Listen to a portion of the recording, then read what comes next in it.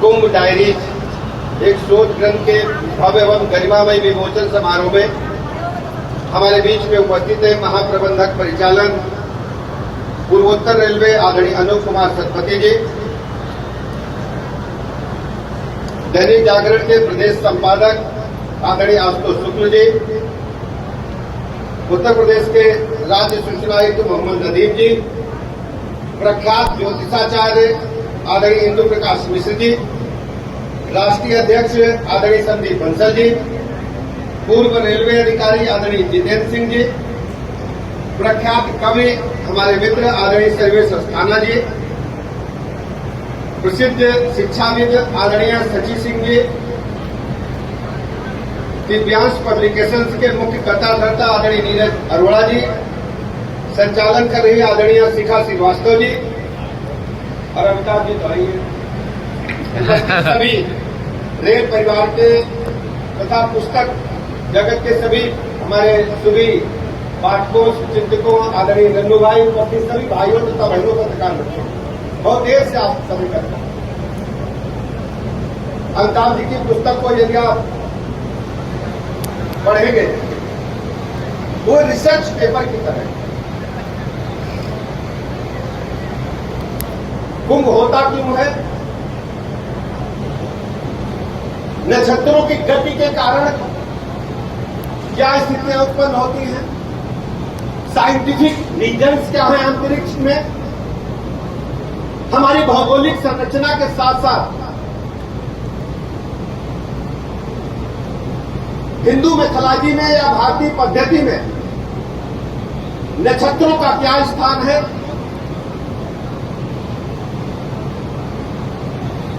और कुंभ की स्थितियां कैसे उत्पन्न हुई? समुद्र मंथन से लेकर के और अंत अखाड़ों तक, अखाड़ों के बाद उसका टूरिज्म पर क्या असर पड़ा है? होटल और रहने वालों पर अस्थायी नगर बनाने से लेकर के वहां की ट्रैफिक व्यवस्था से लेकर के सुरक्षा व्यवस्था से लेकर के कैसे कैसे सब कुछ इस पुस्तक में आपको मिल जाएगा। यानी यह पुस्तक आध्यात्मिक भी है, यह पुस्तक साइंटिफिक भी है और यह पुस्तक आधिकारिक दृष्टि से अधिकारियों को प्रबंधन के लिए क्या क्या करना पड़ता सब कुछ एक समवेत एक पुस्तक में मुझे लगता है लगभग 342 पेजों की यह पुस्तक बृहद पुस्तक आपके समक्ष आई है। इस पुस्तक के माध्यम से आने वाली पीढ़ियां और वर्तमान में जो कुंभ में नहीं जा पाए, जो महाकुंभ में स्नान करके पुण्य को नहीं प्राप्त कर पाए, मुझे लगता है इस पुस्तक को पढ़ने के बाद, क्योंकि पाठक और लेखक का एक ऐसा रिश्ता है कि लेखक के बगैर पाठक नहीं हो, पाठक के बगैर लेखक नहीं। तो अमिताभ जी की पुस्तक पाठकों के लिए बहुत ही महत्वपूर्ण है और इस पुस्तक के पढ़ने के बाद जो पाठक महाकुंभ में स्नान नहीं कर पाए हैं, इस पुस्तक को पढ़ करके स्नान की गति को प्राप्त करेंगे, ये मैं ईश्वर से प्रार्थना करता हूं। अद्भुत वर्णन अमिताभ जी ने किया है। देवताओं और दैत्यों में कुंभ के कलश की छीना झपटी होती है, 3 बूंदें टपकती हैं, जहां जहां टपकती सब कुछ इस पुस्तक में आपने उल्लेखित किया है। अद्भुत पुस्तक का संकलन या कह सकते हैं कि रचयिता आप हैं, बहुत बहुत बधाइयां देता हूं और पुस्तक की सफलता के लिए शुभकामनाएं देता हूं। ये पुस्तक सारे पायदान को छुए, जैसे पहले पिनाका गीतमाला को कहते थे 8वें पायदान तक गाना बन गया तो टॉप का पायदान होता था, तो ये पुस्तक सभी पायदान को टच करे और चर्चित पुस्तक बने देश की सनातन की, ये मैं शुभकामनाएं देता हूं। मंच पर सभी हमारे मित्र बैठे में किसको क्या कहूंगा। अमिताभ जी हमारी टीम के पुराने खिलाड़ी, भले ही ऑफिसर हो, भले ही पत्रकार हो, भले ही किताब के लेखक हो, लेकिन वास्तव में नेता इनके अंदर है। हम लोग जब भी यूनिवर्सिटी में चुनाव लड़ते थे, चुनाव में कैसे प्रबंधन किया जाए, सबको एकत्र करना, उसके बाद भोजन की व्यवस्था करना, एक बहुत बहुत बधाइयां और शुभकामनाएं देता हूं। और मुझे आज यहां पता चला, अभी तक हम लोग सोचते थे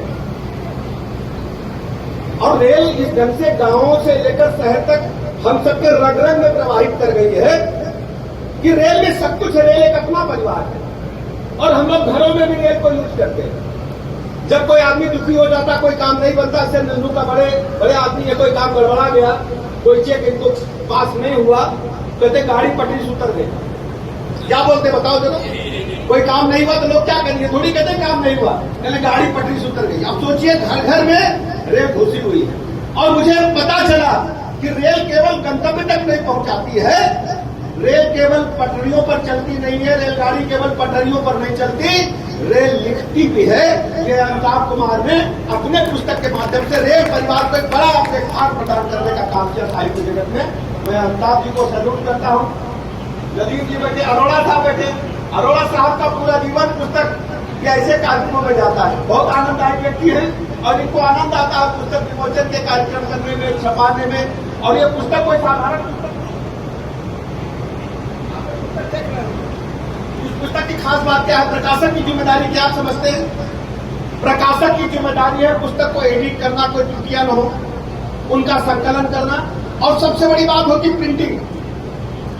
ये जो कागज आप देख रहे हैं ना, ये विदेशी कागज है, इन्होंने मुझे बताया नहीं ये विदेशी कागज। अगर देसी कागज होता तो ये पुस्तक हमें लगता है लगभग 150-200 ग्राम की है। अगर देसी कागज होता तो पुस्तक 400 ग्राम की होती। और इन्होंने पुस्तक को छापने में पूरी ताकत मन लगाया है। और ये कागज हमें लगता है लगभग 70 ग्राम का 80 ग्राम का कागज है। बहुत बढ़िया कागज, ग्लेसी पेपर, बहुत बढ़िया टाइटल, बहुत अच्छा संयोजन। और पुस्तक का जो मुख्य प्रश्न है आपने संजोया है, वास्तव में देख करके ही पता चलता कि कुंभ पर आधारित पुस्तक है। प्रकाशक की भूमिका को आपने बेहतर निभाने का काम किया है, आपका बहुत बहुत धन्यवाद। नदीम भैया बैठे, सामान्य नदीम को लोग पत्रकार कहते हैं, कुछ लोग इनको बताए कि सूचना आयुक्त है, लेकिन नदीम वास्तव में नेता है। और नेता कभी मरता नहीं है, वो चूहे के बिल में रहेगा तो भी नेता ही रहेगा। जैसा इन्होंने बताया कि 1090 ग्रुप करके अपना, वो पत्रकार नहीं था एक्चुअल में नेता। पत्रकार होता तो खबर लिख देता, व्हाट्सएप पर डाल देते। लेकिन नदीम जी ने पूरा जीवन शुचिता के साथ निभाया। मुझे अच्छी तरह याद है अस्तुल भैया, कैशियर ऑफिस से जब बोलते थे लगता था इनके प्राण निकल जाए। शरीर एकदम दुबला पुला 25 किलो का आदमी है, पूरी ताकत से बोलता था। हमारे पास फोटो भी इनका है। और पेट से बोलते थे, सब लोग मुंह से बोलते हैं, यहाँ से बोलते हैं। अब इनका भाषण कभी सुनिएगा, इनके पेट अंदर चला जाता जब बोलते हैं।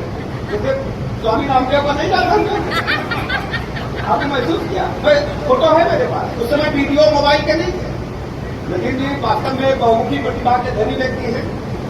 एक बार छात्र आंदोलन चला, पूरा प्रदेश आग में चल रहा था, सारे छात्र नेता भूमिगत थे और हम लोग भी भूमिगत थे। मैं उस समय था 1987 की बात। हम और नदीम निक्सन बैठकर नजीराबाद में टाइपिस्ट क्या पहले प्रेस नोट छपवाते थे, लिखते ये थे, फिर हम सभी अखबारों में बांटते थे। और सुबह अखबार खरीदने का पैसा नहीं होता था, तो स्वतंत्र भारत के सेंटर में जाकर के 5 ही बजे देखते कि खबर छपी कि नहीं छपी। नदीम जी बहुमुखी प्रतिभा के धनी है, इसका और भविष्य उज्जवल है और हमारे साथी मित्र हैं, सब कुछ इनको दिया। गुरु जी बैठे हैं, गुरु जी को सब लोग पहचानते हैं, सब लोग देखे, भाभी जी सब लोग देखे गुरु जी को।